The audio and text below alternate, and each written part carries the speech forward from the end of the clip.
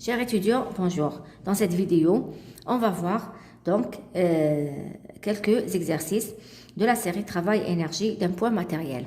On va commencer par l'exercice numéro 1. Donc, dans cet exercice, on vous dit une particule de masse M se déplaçant sur l'axe x' au x est soumise à une seule force F de x qui est égale à Fi. La variation de F en fonction de x est représentée sur la figure ci-contre, comme vous le voyez ici. Calculez la variation de l'énergie cinétique de cette particule entre les positions x égale 0 et x égale 50. Donc, pour calculer la variation de l'énergie cinétique, on va utiliser, qu'est-ce qu'on vous donne? On vous donne la variation de f en fonction de x. On vous donne le graphe de f en fonction de x. Donc,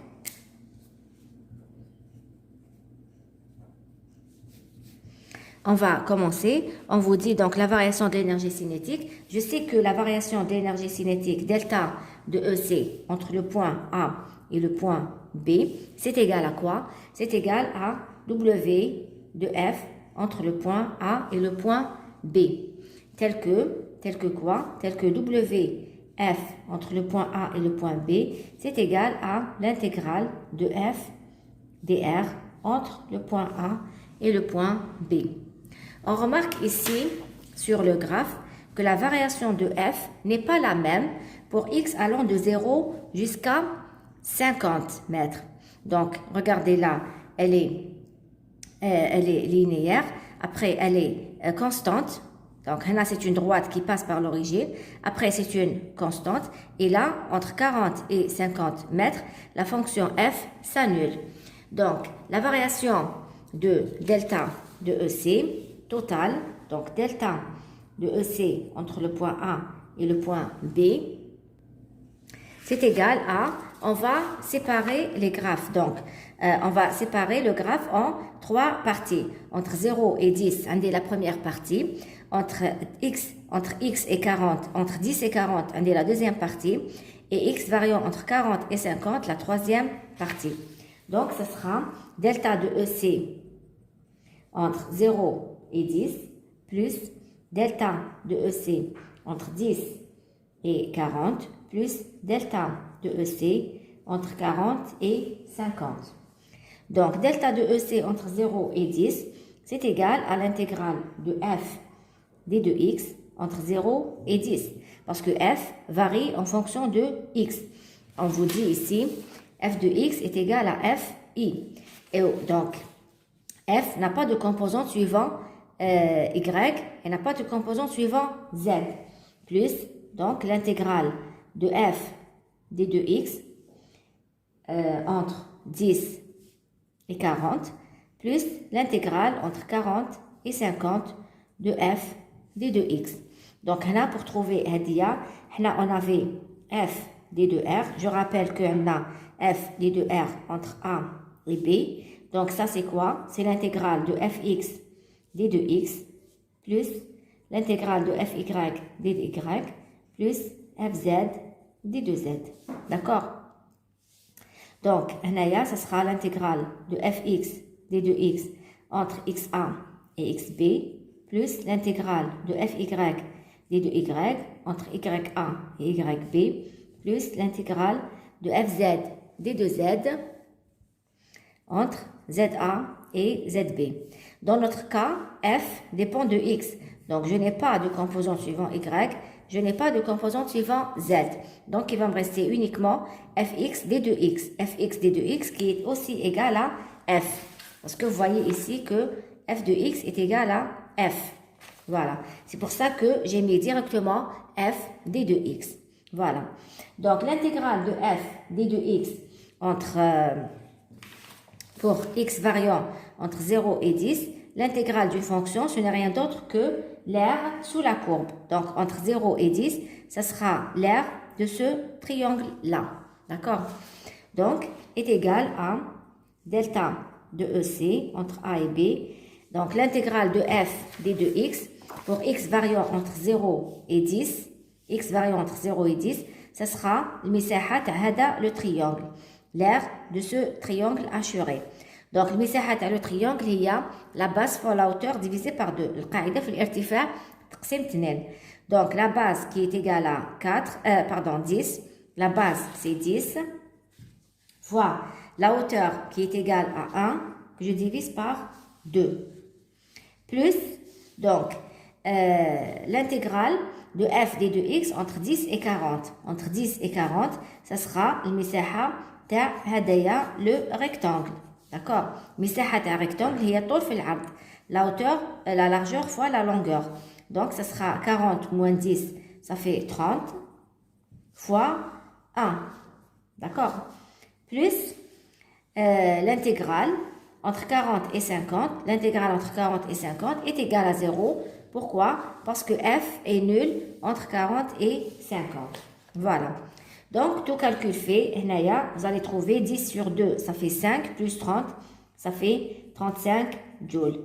Donc, delta de EC entre A et B est égal à 35 joules. La variation de l'énergie cinétique de cette particule lorsqu'elle se déplace du point A au point B, donc lorsqu'elle se déplace du point de x0 jusqu'à x égale 50, la variation de l'énergie cinétique est 35 joules. On va voir maintenant l'exercice numéro 3. Dans l'exercice, on vous dit, on abandonne sans vitesse initiale un corps de masse m assimilé à un point matériel à partir d'un point de hauteur h0 égale 6 mètres. La figure 3 représente les graphes des énergies potentielles, cinétiques et totales en fonction de h. On vous donne G qui est égal à 10 mètres par seconde carré. À quel type d'énergie correspond chacun des graphes A, B, C? Justifiez en précisant l'origine de l'énergie potentielle. En déduire la valeur de sa masse m, sa vitesse Vs lorsqu'il arrive au sol, ou on vous le note Vs. À quelle hauteur la masse m possède-t-elle une vitesse égale à la moitié de celle calculée dans la question 2b, c'est-à-dire V qui est égal à Vs sur 2. Quelle est sa vitesse pour h égale 3 mètres? Donc, j'ai essayé de reprendre ici les graphes. Donc, on vous dit que maintenant, le sol, on va abandonner un objet assimilé à un point matériel. On va l'abandonner sans vitesse initiale. Donc, on a V égale à 0, d'accord? V égale à 0, on l'abandonne à partir d'une hauteur h est égale à 6 mètres. On vous demande d'identifier les trois graphes, c'est-à-dire lequel correspond à l'énergie potentielle, l'énergie cinétique et l'énergie totale. Donc, qu'est-ce qu'on remarque? On remarque que on a un graphe qui diminue en fonction de h, d'accord? Un graphe qui est constant et un graphe qui augmente en fonction de h. L'objet hadaya, quand il se déplace, il serait soumis à quelle force? Il est soumis uniquement à la force de son poids, P, d'accord? Le poids, c'est une force conservative. Cela veut dire quoi? Ça veut dire que l'énergie totale est conservée. Donc, à partir de ce graphe, je remarque facilement que le graphe B correspond au graphe de l'énergie totale. Donc, B, énergie, on va le noter, énergie totale,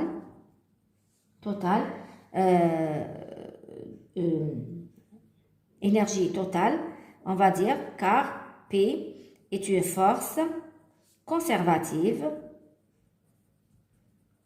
Voilà. Donc, ET, si P est une force conservative, donc l'énergie totale est conservée et c'est une constante. Donc, à partir de là, regardez, l'objet, il est soumis à une force, il est soumis uniquement à son poids. Quand on le lâche à partir d'une vitesse nulle. Si V est égal à 0, cela veut dire quoi? Cela veut dire que EC est égal à 0. Donc, quel est le graphe qui correspond à EC égal à 0 lorsque H est égal à 6 mètres? Donc, EC égal à 0 lorsque H est égal à 6 mètres, c'est bien celui-là. Donc, à H égale 6, E est égal à 0. Donc, ce graphe-là correspond à l'énergie cinétique. D'accord? L'énergie cinétique, au fur et à mesure que H augmente, la vitesse diminue. Au fur et à mesure que H diminue, diminue, la vitesse va augmenter. Donc, H, voilà, il est en train de diminuer. Si je vois dans le sens inverse, donc on a des 6, 5, 4. Lorsque H diminue, la vitesse elle va augmenter et donc l'énergie cinétique elle va aussi augmenter. Donc ce graphe, le graphe A, correspond au graphe de l'énergie cinétique car H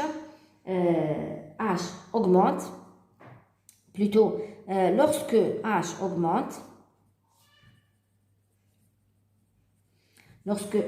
augmente, la vitesse diminue. Voilà. La vitesse diminue, maintenant EC aussi diminue. Qui la vitesse, ça veut dire EC. D'accord? Parce que EC est égal à 1 demi de mv au carré. Voilà. Donc, il prend le troisième graphe. Le troisième graphe correspond à l'énergie potentielle. Pourquoi? Parce que plus H, il augmente, l'énergie potentielle, c'est quoi? C'est l'énergie potentielle de la force de pesanteur. Donc, l'énergie potentielle, c'est égal à mgh. L'énergie potentielle, le corps, c'est mgh. Maintenant, plus h, il augmente, l'énergie potentielle augmente. Exactement ce qui arrive ici. Plus h augmente, l'énergie potentielle augmente parce que EP est égal à mgh. Donc, le graphe C correspond à l'énergie potentielle. L'énergie potentielle. Donc, parce que EP est égal à mgh, lorsque H augmente, mgh augmente. D'accord? Là, l'énergie potentielle augmente. Alors, à partir de quel point? À partir, on vous dit, si vous voyez, H égale à 0, on a l'énergie potentielle égale à 0. À H égale à 0, on a EP de 0 égale à 0. Parce qu'on vous dit, justifier en précisant l'origine de l'énergie potentielle. Donc, H égale à 0 est l'origine de l'énergie potentielle.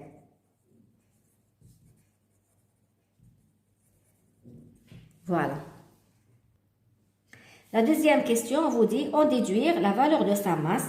Donc, 2A, on veut calculer la masse. 2A, on veut calculer la masse. Donc, comment on va calculer la masse? On va utiliser soit l'énergie cinétique, soit l'énergie potentielle. Je sais que l'énergie potentielle, donc l'énergie potentielle est égale à mgh. Je sais que donc M est égal à quoi? C'est égal à EP sur GH. Donc, là, EP est égal à 60 pour un H qui est égal à 6. Donc, 10 fois H qui est égal à 6. Donc, je trouve 1 kg. M est égal à 1 kg. On vous dit, la deuxième question, petit b, sa vitesse Vs lorsqu'il arrive au sol. Comment calculer la vitesse lorsqu'il arrive au sol?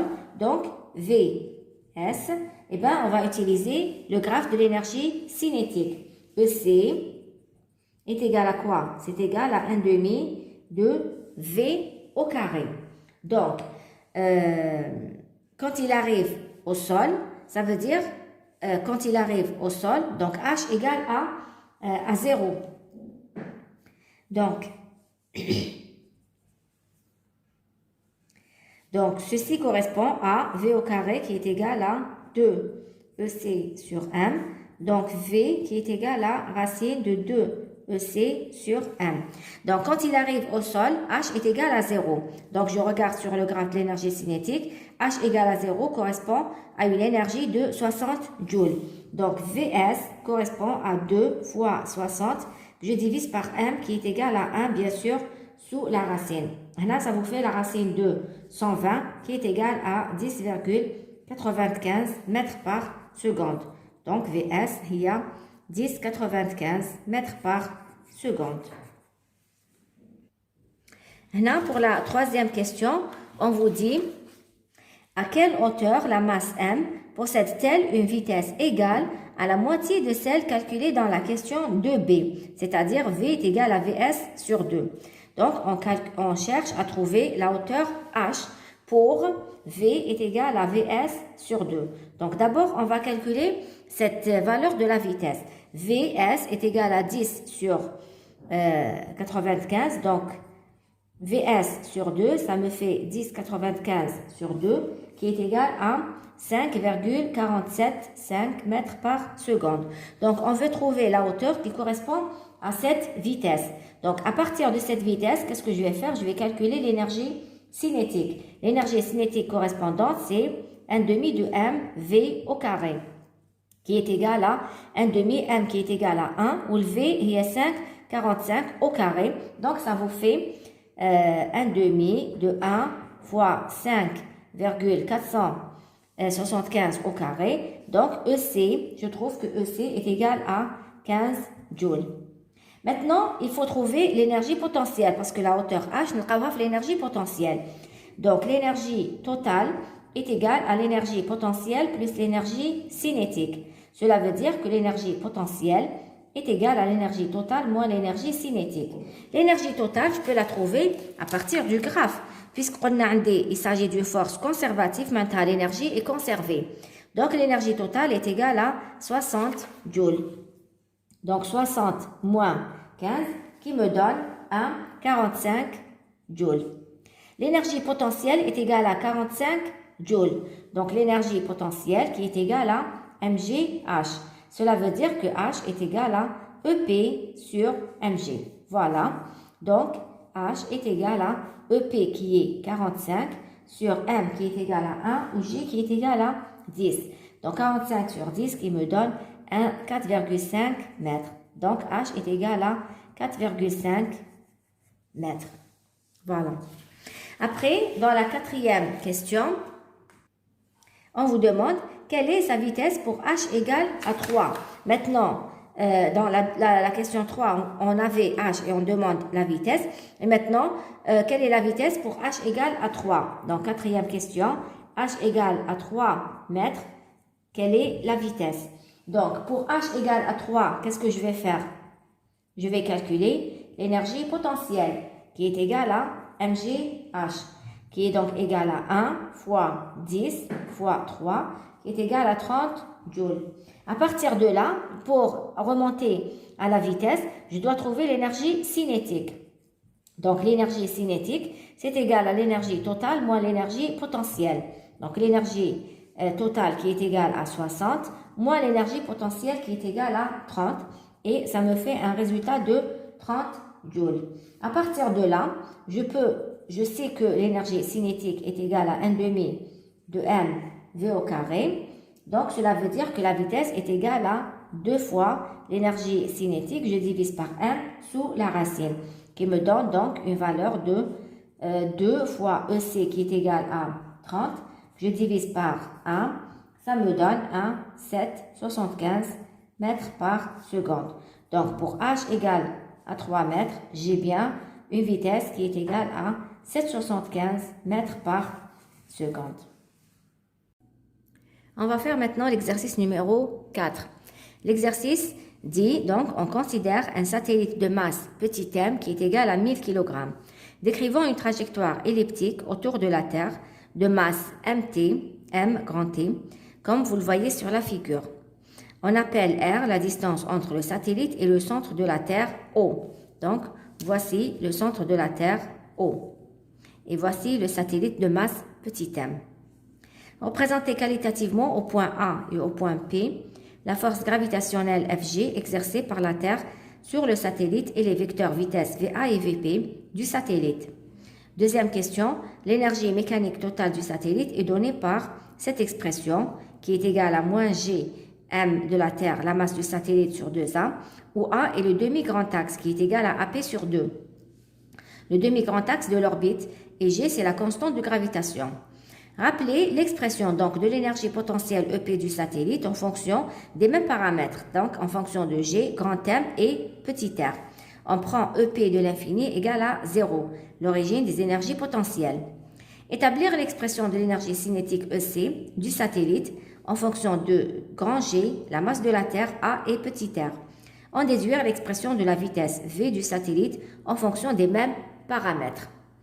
Calculez la valeur de la vitesse VA du satellite au point A. On vous donne donc la distance OA, la distance OP, la distance, plutôt le produit G fois la masse de la Terre. Donc, pour vous faciliter le calcul. Voilà. Donc, la première question, c'est de représenter les vecteurs vitesse et représenter la force gravitationnelle au point A et au point G. Donc, la force gravitationnelle, lorsque la masse, plutôt lorsque le satellite se trouve au point P, lorsque le satellite se trouve au point P, donc on suppose que le sens du mouvement, c'est celui-là, d'accord? Donc, je sais que le vecteur vitesse, c'est un vecteur tangent à la trajectoire. Donc, le vecteur vitesse du satellite au point P, il sera donc comme ça. VP, il est tangent à la trajectoire et il le sera toujours en n'importe quel point, il est tangent à la trajectoire jusqu'à ce qu'il arrive au point A où il sera aussi vertical mais dans l'autre sens parce que le satellite, il va faire un tour comme ça, d'accord? Donc là, ça sera V2A, voilà. Et pour la force gravitationnelle, on la représente toujours vers la Terre. Donc, la force gravitationnelle, au point P, elle sera représentée comme ça, Fg, d'accord? Et lorsque le satellite va se trouver au point A, la force gravitationnelle, elle sera comme ça, Fg. Ça, c'est pour la représentation graphique de la force. La deuxième question, on vous dit l'énergie mécanique totale du satellite est donnée par. Donc, on vous donne l'expression de l'énergie totale. Donc, deuxième question, l'énergie totale est égale à moins G, la masse de la Terre, la masse du satellite sur 2A. D'accord? Où A est égal à AP sur 2. AP sur 2 est le demi-grand axe de l'orbite. Et G, c'est la constante de gravitation. Donc, l'énergie totale est donnée par moins G grand M, petit m sur 2A, où A est égal à AP sur 2. La première question, rappelez l'expression d'énergie potentielle EP du satellite en fonction de grand G, grand M, petit r. On prendra EP de l'infini égale à 0.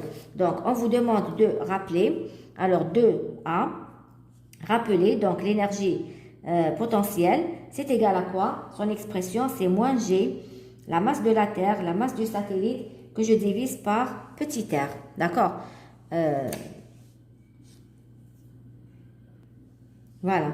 Donc, petit r, c'est quoi? Petit r, c'est la distance entre le centre de masse du satellite et de la Terre.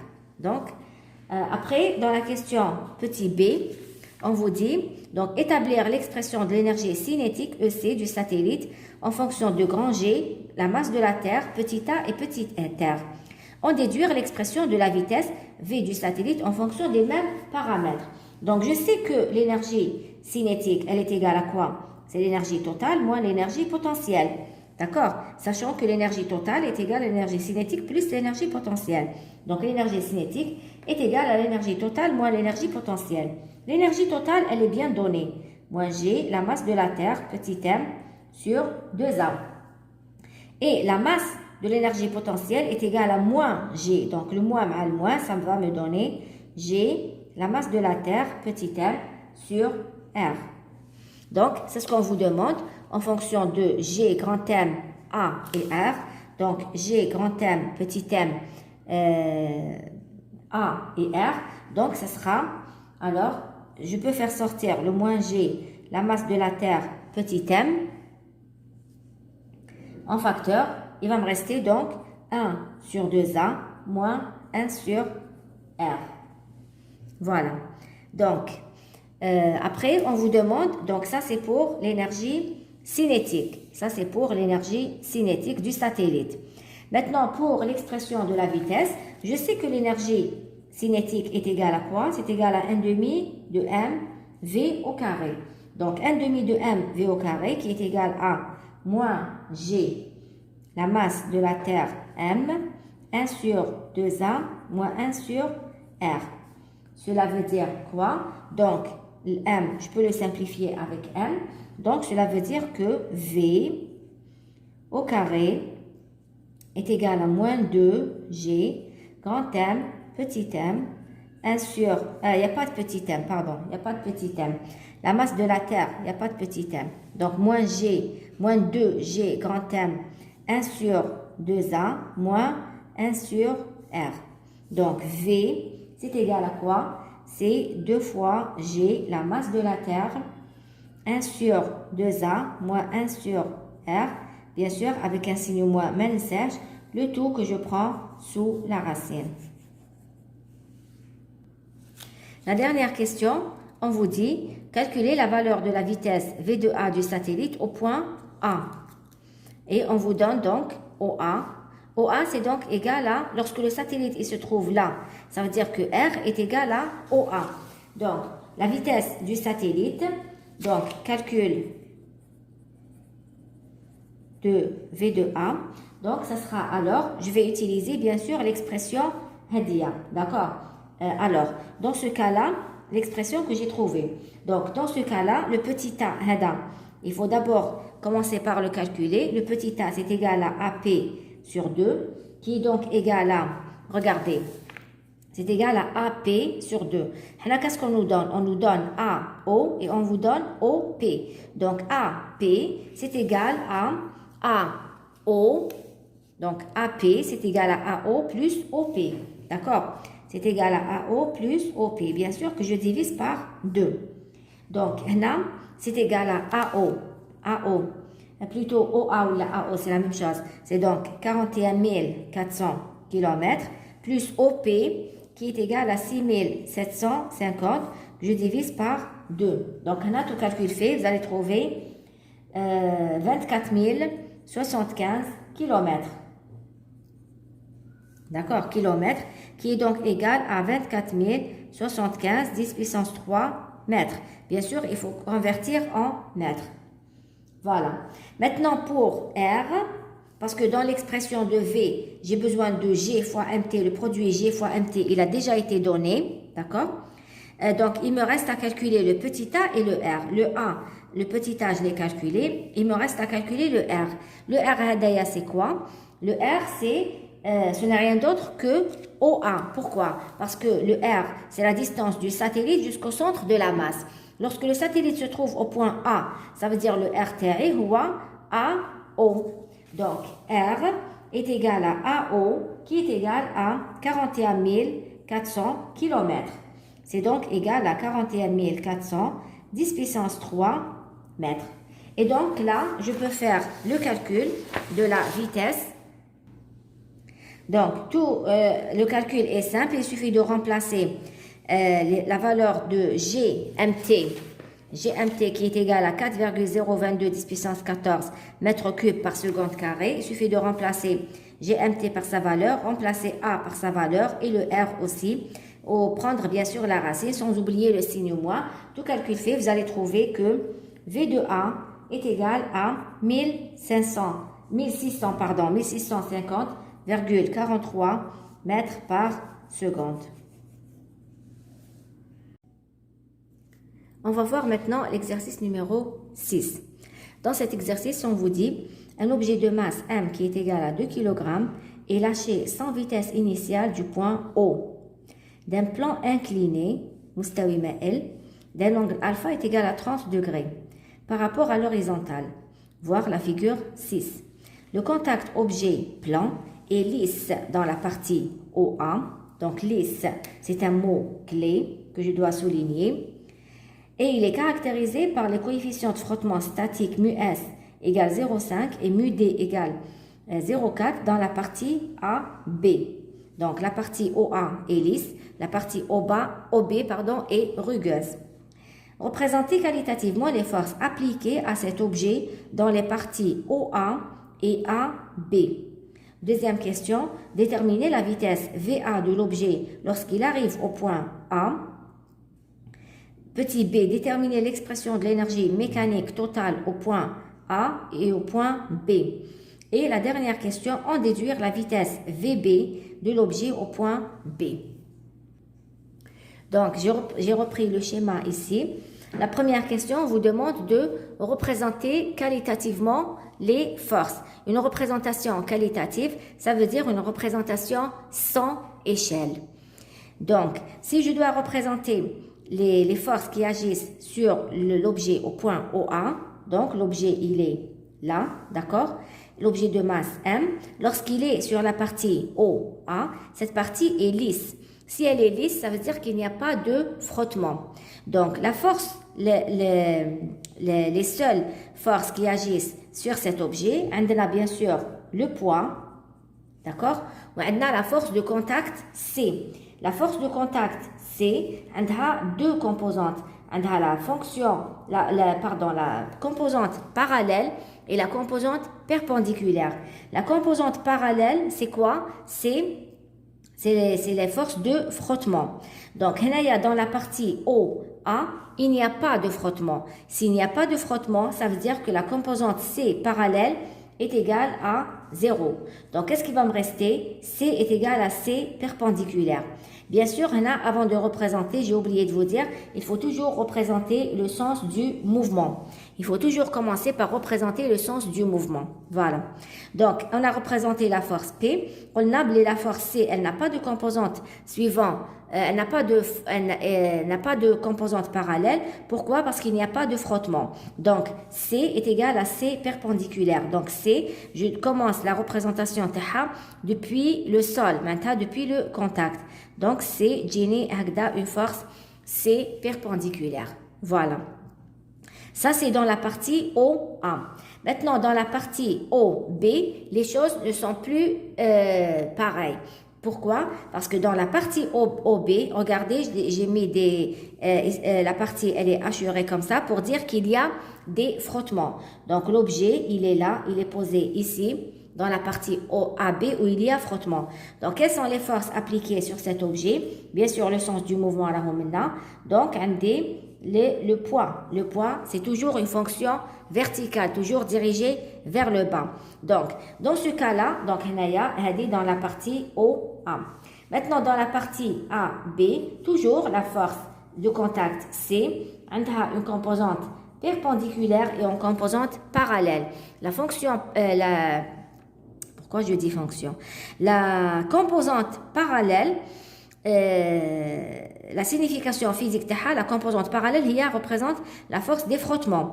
Donc, puisqu'il y a qu'un frottement, les frottements, c'est des frottements opposants au mouvement. Le sens du mouvement, dans ce sens, donc les forces de la fonction C parallèle, dans ce sens. En pointillé pour dire que c'est la composante du force.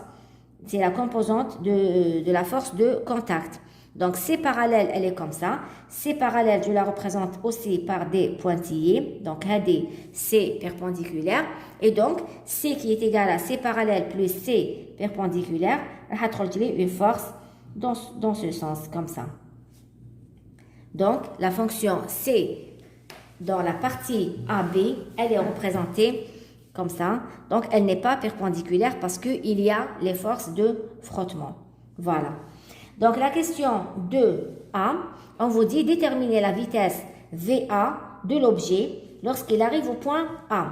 Donc, si on reprend l'énoncé, tel exercice, on vous dit un objet de masse M est lâché sans vitesse initiale du point A. Maintenant, on a fait le point A, on a V égale à 0. Si V est égal à 0, ça veut dire que EC est aussi égal à 0. Donc, on a mètres par seconde, ou on a joule. L'énergie cinétique est égale à 0. Donc, on vous demande par la suite, alors, déterminer la vitesse VA de l'objet lorsqu'il arrive au point A. La vitesse lorsqu'il arrive au point A. Qu'est-ce qu'on va faire? On va travailler le théorème de l'énergie. Donc, dans la partie, donc, qu'est-ce qu'on cherche? On cherche VA. On va le noter comme ça. Donc, dans la partie OA, il n'y a pas de frottement. On va écrire comme ça. Il n'y a pas de frottement. Ou là, on va écrire que la partie OA est lisse.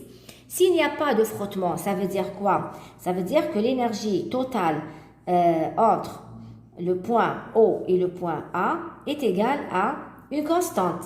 D'accord? L'énergie est conservée. Ça veut dire parce qu'il n'y a pas de variation de l'énergie totale. Il n'y a pas de variation. Quand il n'y a pas de variation, ça veut dire que l'énergie totale est conservée. Je répète, pourquoi l'énergie entre OA est conservée? C'est parce qu'il n'y a pas de frottement. Donc l'énergie totale sur le point O est égale à l'énergie totale sur le point A. D'accord? Pourquoi je pense à l'énergie totale? Parce qu'on me demande de trouver la vitesse. D'accord? Pour trouver la vitesse, oui, l'énergie cinétique. Donc l'énergie totale sur le point O, elle est égale à quoi? L'énergie totale sur le point O, c'est égal à l'énergie potentielle sur le point O plus l'énergie cinétique sur le point O, qui est égal à l'énergie potentielle sur le point A plus l'énergie cinétique sur le même point. Donc, puisqu'on vous dit que l'énergie, on vous dit que la vitesse sur le point O est égale à 0, ça veut dire que l'énergie cinétique est égale à 0. Donc, l'expression l'énergie cinétique m'a indiqué. Donc, qu'est-ce qui va me rester? C'est prendre l'énergie potentielle sur le point O, qui est égale à quoi? Qui est égale à mg H1. Je vais la noter, H1. Donc, H1, c'est quoi? C'est la hauteur Hadia. D'accord? Hadia, c'est la hauteur H1 entre le point O et le sol. D'accord? Donc, égal à quoi? L'énergie potentielle sur le point A. C'est égal à quoi? Hadia, la hauteur, je vais la noter, H2. Donc, c'est égal à mg H2, d'accord? Plus 1 demi, l'énergie cinétique sur le point O, sur le point A, c'est 1 demi de A, VA au carré. Donc, si on vous demande de trouver la vitesse, donc je peux simplifier les M. Il va me rester donc 1 demi de VA au carré, qui est égal à GH1 moins GH2. C'est ça? Oui, donc, VA au carré, c'est égal à 2 fois, alors GH1 moins GH2. Si je cherche donc la vitesse VA, c'est donc égal à 2 fois GH1 moins GH2, bien sûr, sous la racine.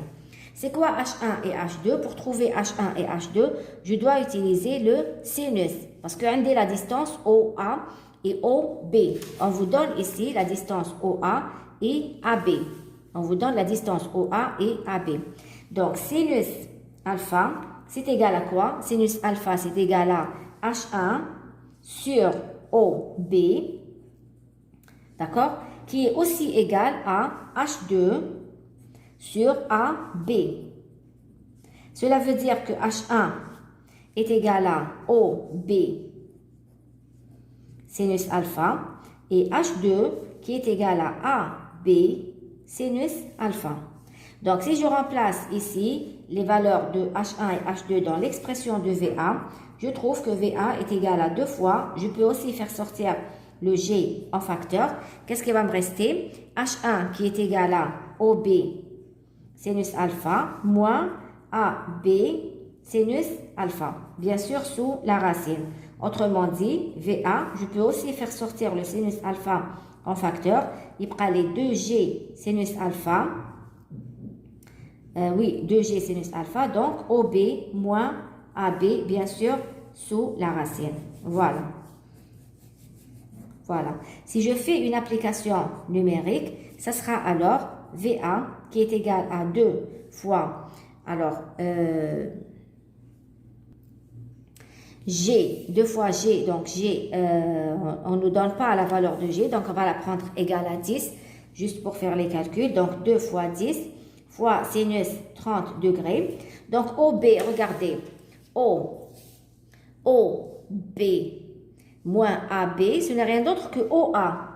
Et OA, il est donné par L, qui est égal à 50 cm. Donc même là dans l'expression, on peut simplifier, ça sera 2G sinus alpha fois L. Donc L, نحطو هنا ما يلقش نحطو قدام الالفا. Bien sûr sous la racine. Donc l'expression il y a 2GL sinus alpha. Voilà, 2GL sinus alpha. Donc 2 fois G fois sinus alpha fois L qui est égal à 50 cm. Bien sûr, il faut convertir. Donc ce sera 0,5 bien sûr sous la racine. Donc tout calcul fait, là on va trouver 2,23 bien sûr mètres par seconde. Voilà, ça c'est pour la première question. Là, il faut juste dire que la première question, là, je l'ai traitée par le théorème de l'énergie totale. Je peux aussi traiter cette question par la dynamique. Comment qu'on fait? Regardez.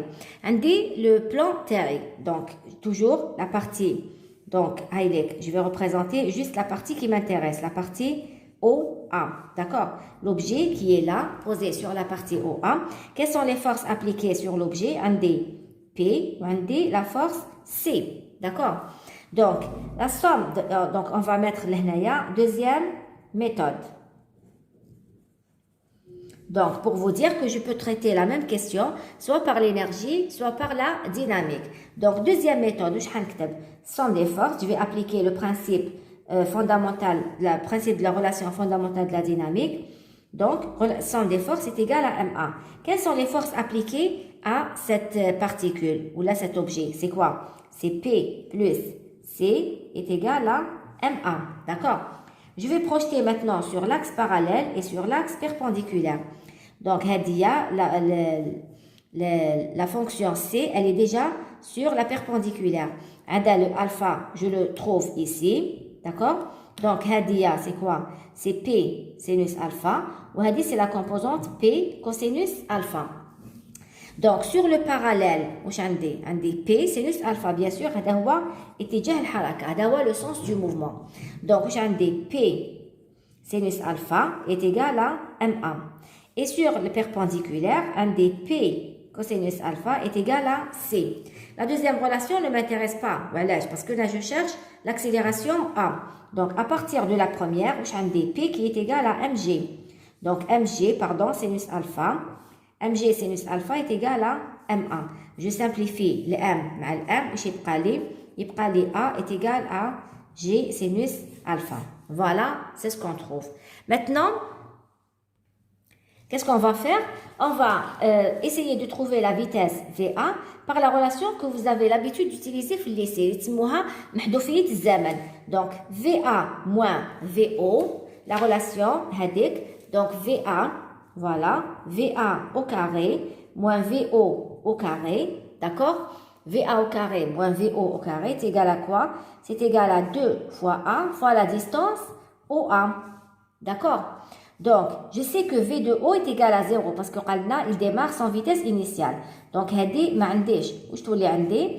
تولي لي VA au carré est égal à 2A fois OA. Là, je remplace, donc, un VA au carré. Je remplace A par l'accélération, l'expression de l'qita.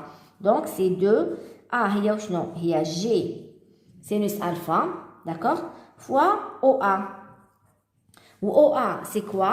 OA, c'est la distance hadia. OA, ce n'est rien d'autre que L.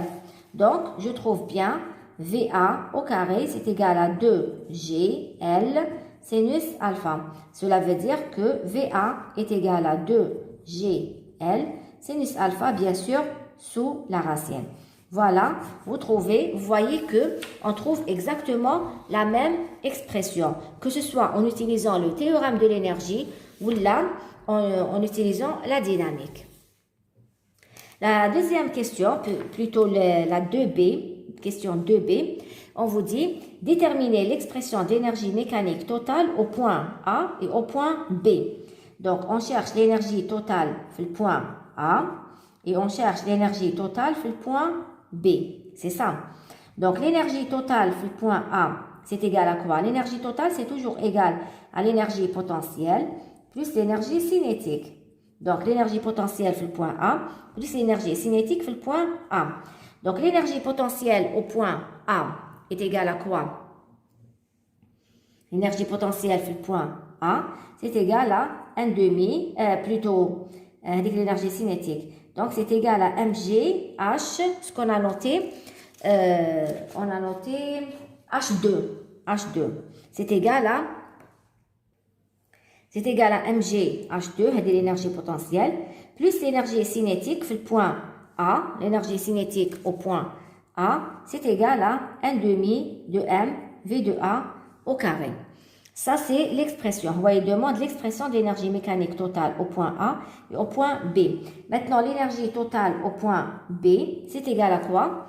Au point B, l'énergie l'énergie potentielle, parce que c'est l'origine des énergies. D'accord? H.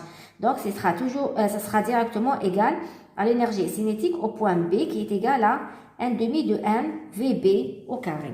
Voilà pour la question. Donc, la question petit c, on vous dit, on déduire la vitesse VB de l'objet au point B.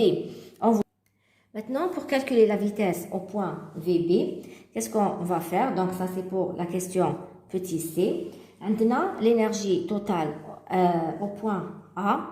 Est-ce que l'énergie totale au point A est égale à l'énergie totale au point B? Est-ce que l'énergie totale au point A est égale à l'énergie totale au point B, sachant qu'il y a des frottements ici? Eh bien, lorsqu'il y a des frottements, l'énergie n'est pas conservée. L'énergie n'est pas conservée. Donc, l'énergie totale au point A n'est pas égale à l'énergie totale au point B. Parce que delta de ET n'est pas égal à 0. Quand il y a frottement, l'énergie n'est pas conservée. Et le théorème de l'énergie totale, delta de ET entre le point A et le point B, c'est égal à W des forces non conservatives, quand il y a des forces non conservatives. Voilà, quand on a représenté les forces, la force C, elle est là, C perpendiculaire, ou C parallèle. D'accord? Donc, quand on a représenté les forces, une composante perpendiculaire et une composante parallèle, les frottements. Donc, une force non conservative. Donc, W de C est égal à W de C parallèle plus W de C perpendiculaire. D'accord? W de C perpendiculaire est égal à 0. Pourquoi? Parce que C perpendiculaire, la force, elle est perpendiculaire au déplacement. D'accord? La force, elle est perpendiculaire au déplacement. Rappelez-vous, je connais W de C perpendiculaire. Le travail d'une force, c'est quoi? C'est l'intégrale de la force, donc, fois D2R. Le R tana D2X, d'accord? Entre XA et XB, d'accord? Qui est égal à l'intégrale de C perpendiculaire fois D2X fois cosinus l'angle binatum ou pi sur 2 entre X et C perpendiculaire, entre le déplacement ou C perpendiculaire, l'angle binatum ou pi sur 2. Cosinus pi sur 2 qui est égal à 0. Donc, W de C perpendiculaire est égal à 0. Par contre, W de C parallèle est égal à quoi? C'est l'intégrale de C parallèle fois D de X, bien sûr, entre XA et XB. Donc, c'est égal à quoi? Donc, C parallèle, regardez le sens du mouvement, donc, un des C parallèle, ou l'A, C parallèle, il est dans le sens inverse à AB. Donc, C parallèle, c'est un frottement résistant. Donc, le travail là, c'est égal à moins C parallèle fois AB. C parallèle, le module C parallèle fois le module de C parallèle, le module de DX fois cosinus l'angle binatum qui est égal à 180. Regardez AB dans ce sens ou C parallèle dans ce sens. Donc l'angle binatum c'est 180, cosinus de 180 c'est moins 1. En plus, je peux le comprendre comme étant C parallèle, c'est une force résistante. Donc le travail il est négatif. Donc à partir de là, ET, c'est quoi? ET, l'énergie totale. Le point A, on a déjà trouvé qui est égal à mg H2 plus 1 demi de m VA au carré.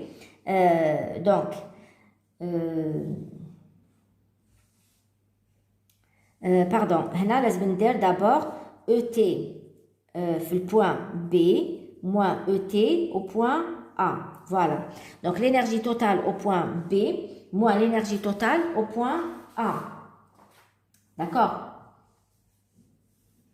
Donc l'énergie totale au point B moins l'énergie totale au point A qui est égale au travail des forces non conservatives. Donc l'énergie totale au point B, c'est quoi? C'est quoi? Mg. Alors ça, c'est ce qu'on a noté par... où est-ce qu'elle est, la feuille? Donc, c'est l'énergie totale au point A. Maintenant, l'énergie totale au point B, juste pour rappel, elle est égale à 1 demi de m VB au carré. Cela veut dire que l'énergie totale au point B moins l'énergie totale au point A, maintenant finale moins initiale, c'est égal à quoi? donc à 1 demi de mVB au carré, moins l'énergie totale au point A, qui est donc égale à moins mgh2, moins 1 demi de mVA au carré, c'est égal à quoi? C'est égal à W de la force de contact, qui est égale à W de C parallèle, parce que hadith c'est égal à 0. Donc c'est égal à moins C parallèle fois la distance AB. Comme ça, je peux trouver donc la vitesse. Là, on vous demande de trouver la vitesse VB. Donc, alors, la vitesse, on a 1 demi de mVB au carré est égale à moins C parallèle fois AB plus mgh2 plus 1 demi de mVA au carré. Je vais multiplier par 2 et diviser par m. Donc, VB au carré, ce sera moins 2 C parallèle fois AB que je divise par m. Donc, là, il y a plus, je multiplie par 2, ce sera 2GH2. Plus, là, je multiplie par 2 et je divise par m, ce sera V de A au carré. Cela veut dire que VB, c'est égal à moins 2 sur m C parallèle fois AB plus 2GH2 plus V de A au carré, bien sûr, sous la racine. Voilà l'expression de VB. Maintenant, pour trouver C parallèle, comment je fais pour trouver? Parce que là, j'ai tout ce qu'il faut. J'ai l'expression, j'ai la valeur de VA, j'ai l'expression de G, H2, AB, etc. J'ai tout ce qu'il faut. C'est la valeur de C parallèle. Donc, comment faire pour trouver C parallèle? Je vais appliquer le principe fondamental de la dynamique. Principe de la relation fondamentale de la dynamique. Donc, pour trouver C parallèle, qu'est-ce qu'on va faire? On va écrire que somme des forces extérieures est égale à MA.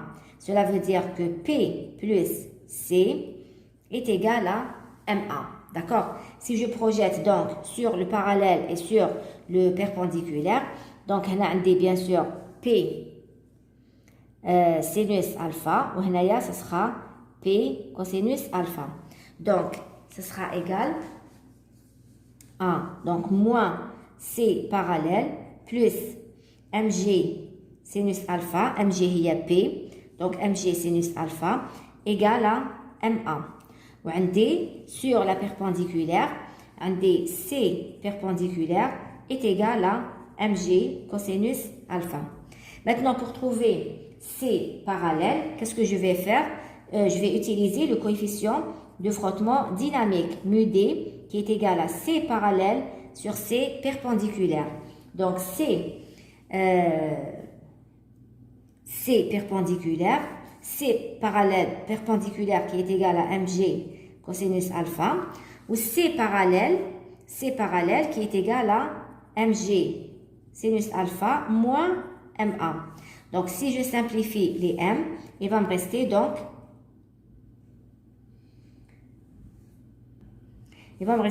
mu D G cosinus alpha, mu D G cosinus alpha, qui est égal à G sinus alpha moins A. Cela veut dire que A, c'est égal à quoi? C'est G sinus alpha moins mu D G cosinus alpha. Donc, A, c'est égal à, je peux faire sortir le G en facteur, il peut aller sinus alpha moins mu D cosinus alpha. Comme ça, je peux trouver la valeur de A. D'accord? Une fois que j'ai la valeur de A, je peux calculer la valeur de CX. Une fois que j'ai la valeur de A, je peux calculer la valeur de C parallèle ou la CX qui m'a plutôt. Donc, C parallèle, c'est égal à quoi? Même la projection. Donc, C parallèle, c'est égal à quoi? C'est mg sinus alpha moins MA. Voilà. Je calcule la valeur de C parallèle. Une fois que je trouve la valeur de C parallèle, je peux remplacer les valeurs de A, les valeurs de C parallèle pour trouver la valeur de VB. Donc, pour les valeurs numériques, alors, je remplace dans l'expression de A pour trouver A qui est égal à G sinus alpha, donc moins mu D cosinus alpha. Donc tout calcul fait, on trouve A est égal à 1,56 mètres par seconde carré. Je remplace donc la valeur de A dans l'expression de C parallèle pour trouver C parallèle qui est égal à 6,88 newtons, si mes calculs sont bons. Et je remplace donc la valeur de C parallèle dans l'expression de VB pour trouver la valeur de VB, sachant que H2 est égal à OA qui est égal à L. Donc H2 est égal à L sinus alpha. Voilà. Donc en principe, vous avez tout ce qu'il faut pour faire le calcul. En principe, tout calcul fait, VB, si mes calculs sont bons, on trouve une valeur de VB qui est égale à 7,17 mètres par seconde. Voilà.